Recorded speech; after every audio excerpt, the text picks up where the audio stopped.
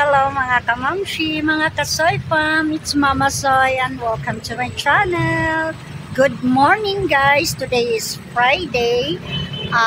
Kagagaling ko lang sa palengke guys, naglakad lang ako. So yes, ito hinahingal-hingal pa. So magluto kasi ako ng gulay guys, ginataang gulay. So nandito, kararating ko lang, so medyo hingal-hingal pa. Ay, naglakad lang kasi. Malapit lang kasi yung Kogon Market, guys. So, yes, maya, uwi ako ng Antiquera kasi medyo malungkot na pangyayari at saka ano lang. Kasi may matawag nating second degree cousin ko, guys. Inatake, tapos yung parang na-stroke siya. Kasing edad ko lang siya guys, second degree cousin ko for my mother side na Julagon. So, yes, namatay siya nung New Year ata, January 1. So, yes, isa din yun sa uuwi ako guys. So, yes, ito ngayon, yes, today is my first vlog sa 2024. Yes, Happy New Year! Love you all. Yes. Saya-saya lang tayo, guys, no, para entrada sa sa New Year, kahit medyo may mga pangyayaring hindi natin inaasa.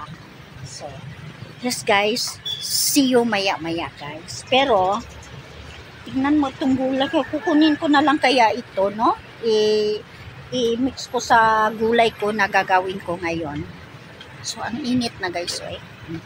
Kukunin ko to guys. May vegetables kasi ako dito. O, may alubati guys. Masarap din to. O, mga gulay namin dito sa third floor sa building. So, yes guys. At saka mga bonsai ng kapatid ko. Oh, nakasampa na kasi siya. Oh, ayan. Ganda. Sarap dito, exercise nila. Oh, ito yung mga exercise nila, mga bata. So, see you maya-maya, guys. Yes, guys. Ito ang nabili ko sa palengke kanina. Tapos, naglakad lang ako ng palengke. Ayan. Yan ang nabili ko. Ayan. So, maya-maya, lulutuin ko to. Kasi, Friday ngayon, uuwi ako ng Antiquera. So, ito talagang pinakamahalaga na pinunta kong maaga kanina sa palengke. Ito. I make a coconut milk. Magluto kasi ako ng ginataang gulay guys. So, see you maya-maya guys. Ito ko yung lahat ng ingredients. So, ayan na yan. Tapos ito yung gagawin coconut milk para gata. So, yan lang yan guys. Simple lang. Ayun guys, hugas tayo ng kamay. Hugasan natin ng maigi, sabunan, dahil syempre pagkain ang ginagawa natin, so kailangan talagang hugasan ng maigi yung kamay natin. Yan, so talagang kinukuskus ng mabuti guys. Kasi gagawa tayo ng gata. So, nandyan na yung coconut. Kasi kakamayin ko yan, mano-mano talaga guys. Kasi, para for sure guys ba. Ayan, nilalagay ko na yung kukunan natin ng gata. Yung coconut.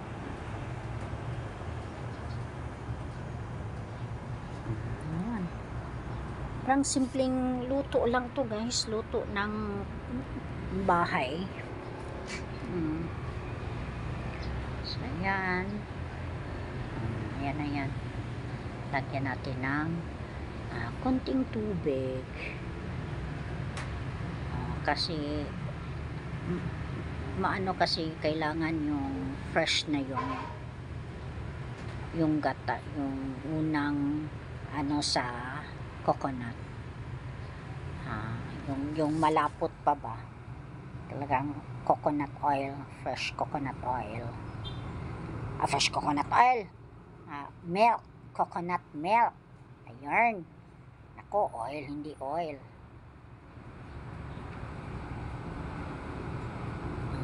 Talagang may malalaki pa. 1 kilo kasing binili ko. Ng kilo ko na ako kaysa dinagdagan ko ng konting tubig kasi konti lang talaga yung tubig.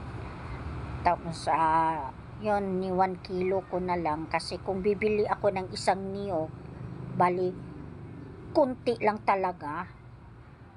So, tapos 10 pesos. So, ni 1 kilo ko na lang. Medyo marami-rami pa.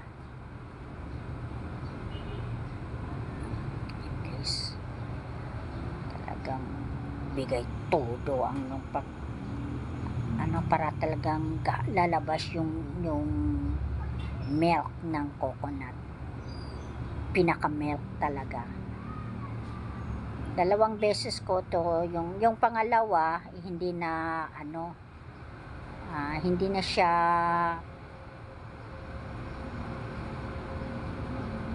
nilagyan ko pa ng konti pa guys kasi medyo ayan. So kita nyo yan, talagang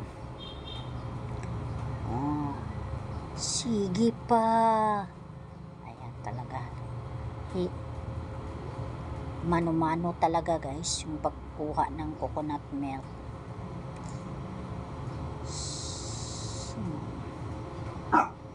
Yan.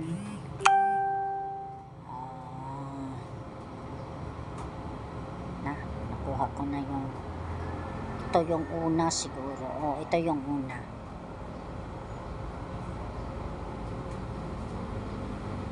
Kasi tumutulo yung tubig. Sayang. Tapos hindi ko nilalapit sa may tulo. Baka lalong layo-layo ko yung sa tulo ng tubig. Ayan. Talagang pinipiga-piga ko talaga guys, yung talagang lalabas yung milk, talaga pinaka milk ng ng coconut.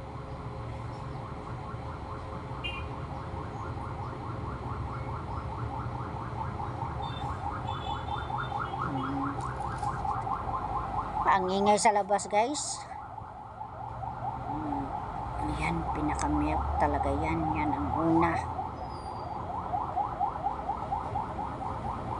Yan talagang huling ilalagay sa sa gulay.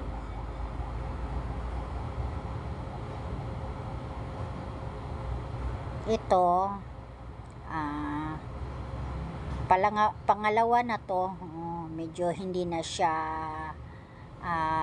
masyadong parang na pangalawang kuha ko na ito. So ito yung isasabaw ko sa gulay.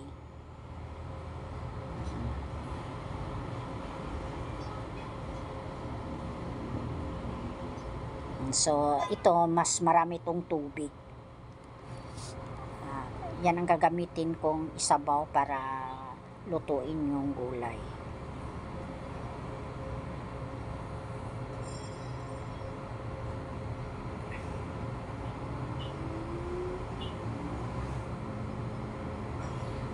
Ano lang kasimple guys, malutong bahay lang ba? So kasi nakikita ko kasi ito dati sa auntie ko pag every time na uwi kami ng ng antikera. So ito madalas niyang ginagawa. Walang pang-ulam, so mga ganun lang, ginataang gulay.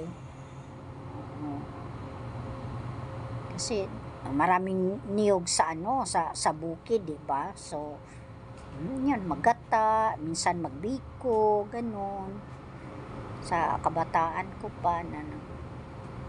So ito yung fresh, yung unang sa gata. Fresh. Tapos yung nasa kalan, pangalawa. So yes, ito yung pangalawa. Kita nyo yan, yung pangalawang hindi na siya malapot, guys, hindi na siya kasing sa una. So yan ang ilalagay ko dyan. Ayan ang isasabaw ko, yan ang gawa kong pangluto sa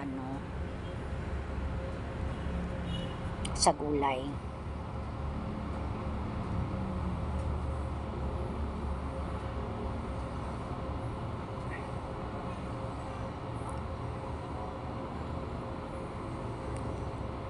So dito, ayan, ito yung luya, at saka yung tanglad. Ewan ko kung sa Tagalog yan tawag niyan, basta sa amin sa Bisaya tanglad. Yung luya, ginger. Ayan. Tapos ito na yung gulay. Ayan. Yung carrots, na kalabasa, at saka yung sayote.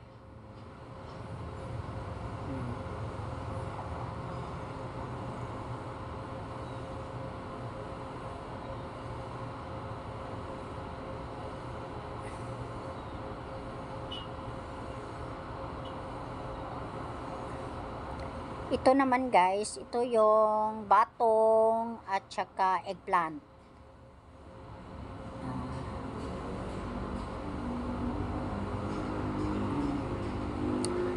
Uunahin ko munang luto yung yung mga carrots. Tapos ito yung alobate at saka sibuyas dahon, okra. Yun ang panghuli, guys. Pero unahin ko na munang luto yung pakuluan yung carrots, sayote at saka kalabasa. So yeah, let's start cooking. Ganun lang kasimple, guys. Tapos hindi ko nakita yung takip sa so samantala lang munang ito ang ginagamit kong pang takip. Hindi ko nakita so okay lang. Ayan, temporary. Ewan ko kung nasaan yung takip. So sorry talaga, guys, nakalimutan ko talagang ipakita kung paano ko nalagay yung ibang mga ingredients. So ito na yung huli. Lagay ko na yung mga dyan. Tapos natimplahan ko na. Nakalimutan ko, nag-vlog pala ako. So ayan na, guys, ilalagay ko na itong panghuli.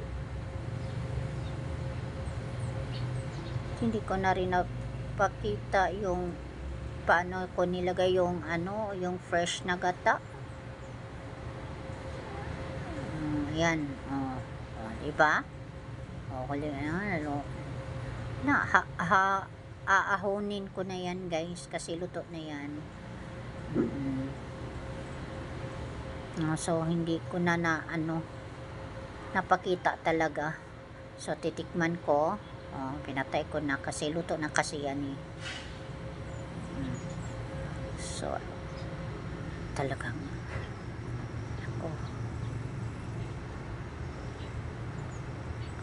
Super sarap talaga guys. So, luto na. Ayan guys, finished product na. So, yan, sarap talaga guys. Tapos ilalagay ko to sa lalagyan dito dahil bibigyan ko yung kapatid ko sa... So, ito na guys. Ready na akong uuwi ng Antiquera. Excited na ako. So, yes guys, maraming salamat sa support ninyo. So, sana hihingi din ako na favor sa inyo na kung sino yung mga Bisaya dito, no, na subscriber ko o followers ko. Sana itangkilid ninyo rin yung Bisaya vlog ko na Madam Bugyan. So, yun lang. Maraming salamat. So, see you next vlog. Thank you.